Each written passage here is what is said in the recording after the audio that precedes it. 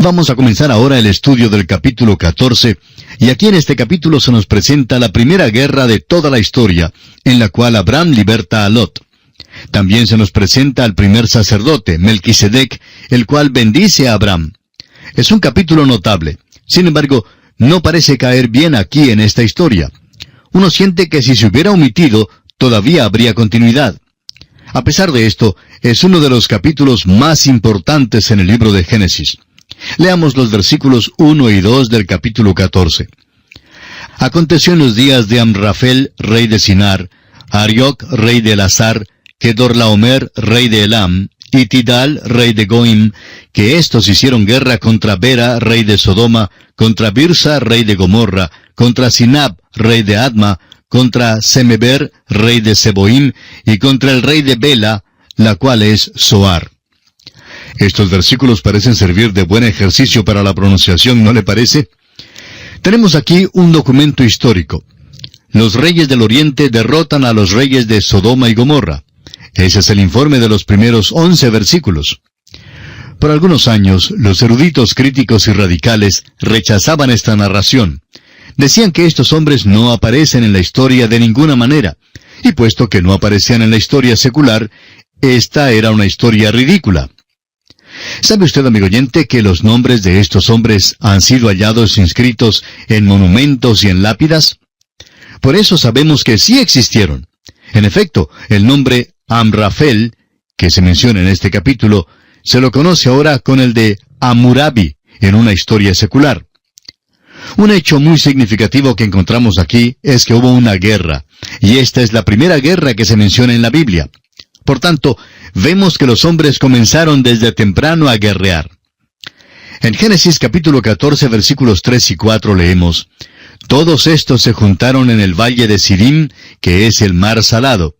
12 años habían servido a Kedorlaomer, y en el 13º se rebelaron. Es solo una narración histórica la que tenemos aquí, y no intentamos leer este capítulo versículo por versículo. Los reyes del Oriente llegaron y vencieron a los reyes que se habían juntado alrededor de la parte baja del Mar Muerto. Están listos para llevarlos cautivos. Si usted tiene un mapa en la parte de atrás de su Biblia, favor de buscarlo, y encontrará que a ellos casi les toca pasar por la tienda de Abraham para dejar el Mar Muerto. Viajarían cruzando el fértil camino con la forma de un arco, y luego volverían a la tierra de donde vinieron desde el oriente. Esto es interesante y sirve de relato histórico, y nos informa sobre la primera guerra. No vamos a entrar en todos los detalles. Al parecer, los reyes del Oriente habían luchado allí antes, y tuvieron sujetos a los reyes de Sodoma y Gomorra, pero ellos se rebelaron. Esto causó que los reyes del Oriente hicieran guerra de nuevo. Pero no creemos que la narración histórica sea el propósito principal del escritor al relatarnos esto. Lo significativo es que Lot estaba envuelto en esto, y Lot es sobrino de Abraham. Usted puede notar que Lot vivía en Sodoma y fue llevado cautivo. Como ya hemos sugerido, cuando los reyes del Oriente salieron de la región de Sodoma y Gomorra, viajaron hacia el norte por la orilla oeste del Mar Muerto. Francamente, eso no queda demasiado lejos de Hebrón y Mamre, donde moraba Abraham. Usted puede pararse donde Abraham se paró en aquel día, y puede ver cualquier movimiento que tenga lugar por allá en dirección al Mar Muerto. De modo que cuando le trajeron la noticia a Abraham, él salió enseguida a perseguir al enemigo. A continuación vamos a ver que Abraham vence a los reyes del Oriente, libera a Lot y recobra los bienes. Leamos ahora los versículos 12 y 13 del capítulo 14 de Génesis. Tomaron también a Lot, hijo del hermano de Abraham, que moraba en Sodoma, y sus bienes, y se fueron. Y vino uno de los que escaparon, y lo anunció a Abraham el hebreo, que habitaba en el encinar de Mamre el amorreo, hermano de Escol y hermano de Aner, los cuales eran aliados de Abraham. Vemos aquí que Abraham está acompañado de un grupo de hombres. Realmente tuvieron que aliarse en aquel día por causa de la persecución del enemigo, o de la llegada de un enemigo, y entre muchos habría seguridad. Si no permanecían juntos, se ahorcarían solos. Leamos ahora el versículo 14 del capítulo 14 de Génesis. Oyó Abraham que su pariente estaba prisionero, y armó a sus criados, los nacidos en su casa, 318, y los siguió hasta Dan. Lo que nos sobrecoge aquí es la revelación de la grandeza de las posesiones de Abraham. En su propia casa le fue posible armar a 318 hombres. Esto es sin contar las mujeres, ni los niños, ni los ancianos. Además, Abraham está ocupándose de un negocio bastante regular en esa región, con grandes grupos de ganado, los cuales él criaba. Lleva pues a sus hombres y persiguen al enemigo hasta Dan, que queda en el norte. Leemos en Génesis capítulo 14, versículo 15 lo siguiente. Y cayó sobre ellos de noche, él y sus siervos, y les atacó, y les fue siguiendo hasta Oba, al norte de Damasco. Aquí se nos dice que los siguieron hasta Damasco. Usted puede ver en su mapa que este es un territorio grande. Al parecer, lo que hizo Abraham fue dividir a sus criados. Un grupo atacaría por detrás al perseguirlos. El otro grupo seguiría por los alrededores, y luego los atacaría al volverse los enemigos a luchar contra el primer grupo. Como resultado de esta estrategia, le fue posible a Abraham obtener la victoria. Por lo menos le fue posible esparcirlos, y huyeron por el desierto, y dejaron a los que habían capturado junto con sus bienes. Leamos ahora el versículo 16, que dice, Y recobró todos los bienes, y también a Lot su pariente y sus bienes, y a las mujeres y demás gente. Es evidente que estaban llevándose a los hombres para que sirvieran de esclavos. Abraham ha libertado a estas personas. Por supuesto que lo hizo porque su sobrino Lot y su familia estaban entre ellos. Esa es la razón por la cual todo esto se describe aquí. Veremos otra razón al seguir nuestro estudio, pero no hay ningún capítulo que se excluya. Cada uno tiene un propósito. Este capítulo cae bien con la vida de Abraham y es importante que lo sepamos. Leamos ahora los versículos 17 hasta el 20. Cuando volvía de la derrota de Kedorlaomer y de los reyes que con él estaban, salió el rey de Sodoma a recibirlo al valle de Sabe, que es el valle del rey. Entonces Melquisedec, rey de Salem y sacerdote del Dios Altísimo, sacó pan y vino, y le bendijo diciendo, Bendito sea Abraham del Dios Altísimo, creador de los cielos y de la tierra. El rey de Sodoma salió a recibirlo. Alguien más salió a recibir a Abraham, y es una buena cosa que saliera. Veremos que el rey de Sodoma va a poner en peligro a Abraham al ofrecerle una tentación. Estamos seguros que aquí todos tenemos algunas preguntas. En primer lugar, ¿de dónde vino este hombre Melquisedec? Simplemente llega a las páginas de la Escritura y saca pan y vino, trae una bendición para Abraham, y luego sale de la página de la Escritura. Eso es todo. Surge entonces la pregunta, ¿de dónde vino y a dónde va? ¿Y cuál es su negocio? Todo lo que sabemos es que él es el rey de Salem y también sacerdote del Dios Altísimo. Ahora, ¿cómo se enteró él del Dios Altísimo? Pues lo supo de alguna manera, de alguna información que recibió de alguna parte. Supo de El Elión, el Dios Altísimo, el Creador de los cielos y la tierra. En otras palabras, conoció al Dios vivo, al Dios de Génesis 1, al Dios de Noé, al Dios de Enoc. Este es el Dios único, no es simplemente una deidad local. Lupol, en su libro sobre Génesis, dice que esta es una concepción estrictamente monoteísta. En su libro El origen de la religión, el Dr. Swamer dice que esto revela que existía el monoteísmo antes que el politeísmo. En otras palabras, todos los hombres tenían un conocimiento del Dios verdadero y del Dios vivo. El apóstol Pablo en su carta a los Romanos capítulo 1 versículo 21 dice, Pues habiendo conocido a Dios, no le glorificaron como a Dios ni le dieron gracias, sino que se envanecieron en sus razonamientos y su necio corazón fue entenebrecido. Pablo dice que por esta causa comenzaron a adorar a las criaturas antes que al Creador. Sin embargo, nos encontramos aquí con un hombre quien es sumo sacerdote.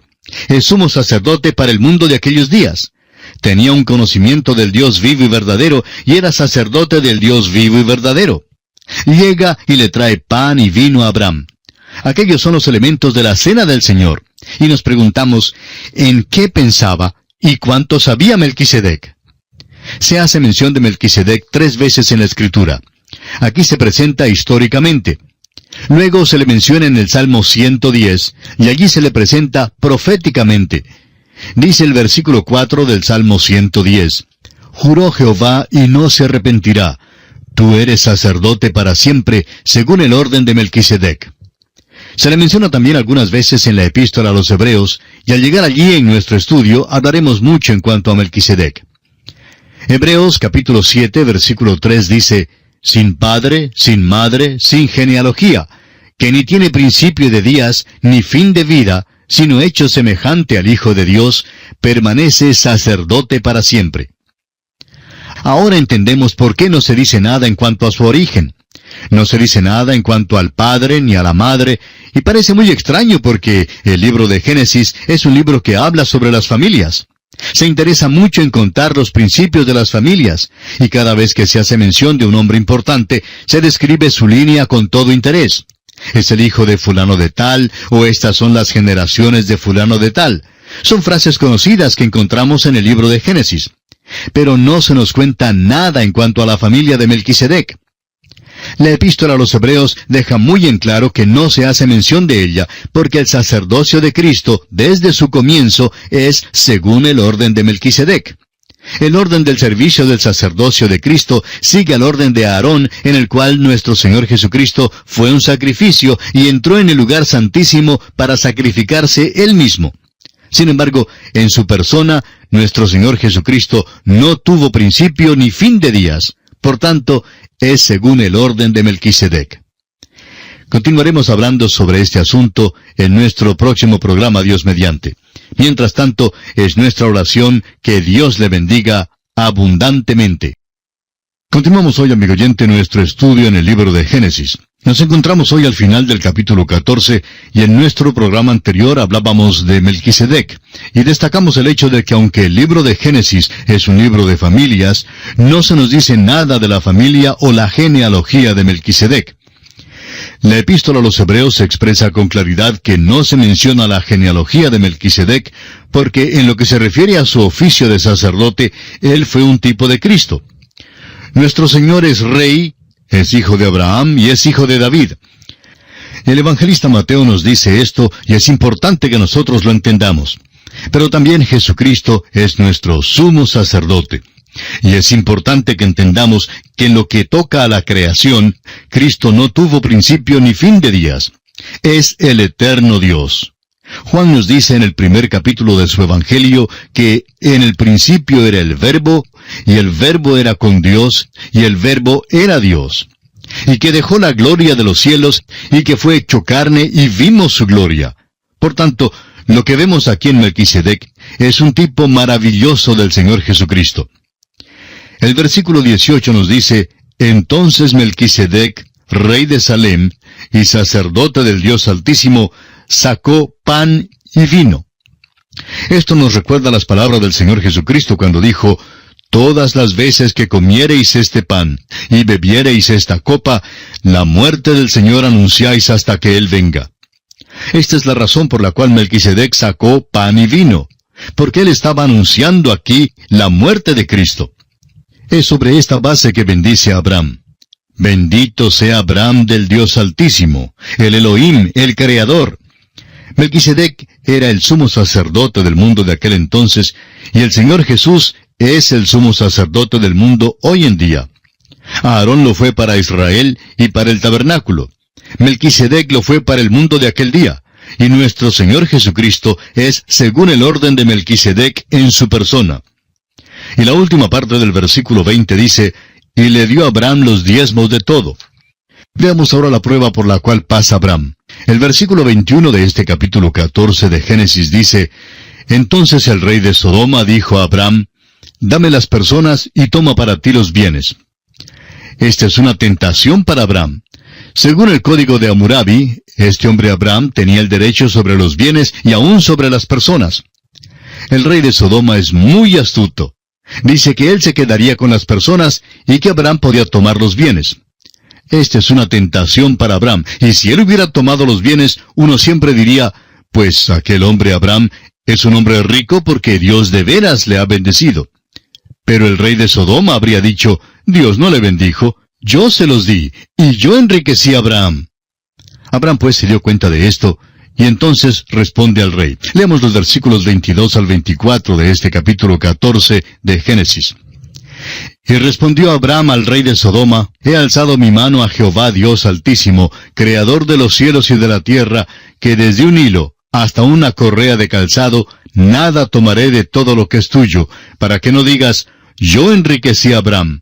excepto solamente lo que comieron los jóvenes y la parte de los varones que fueron conmigo, Aner, Escol y Mamre, los cuales tomarán su parte.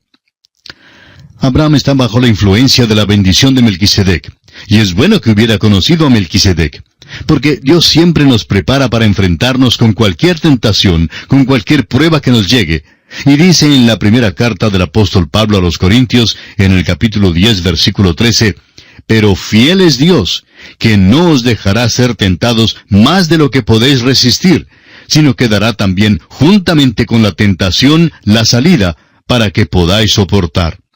Dios, pues, preparó a Abraham para enfrentarse con esta prueba. Al salir Abraham hizo un pacto con Dios. Había dicho, «Oh Dios, no estoy entrando en la guerra para adquirir los bienes. No tengo interés en las posesiones. Quiero restaurar y liberar a mi sobrino Lot. Permite que yo haga esto».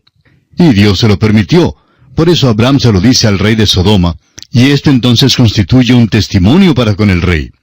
Lo que dice es, «Yo adoro al Dios vivo y verdadero, y he jurado que no tomaré nada de la guerra. Tú no puedes enriquecerme. No voy a dejar que me des ni un lazo, ni un hilito siquiera, porque si me los das, dirás que fuiste tú quien me ha enriquecido. Si me enriquezco, no será por causa tuya. Dios es quien lo hará». Note usted también, amigo oyente, que Abraham tiene también cuidado de dar la porción legítima a los otros hombres. Ellos tienen derecho a los bienes. Es justo que se les pague lo que comieron. En otras palabras, debe pagárseles por sus servicios. Pero Abraham, por su parte, se cuida de no tomar nada para él mismo. Y aquí concluimos el capítulo 14 de Génesis.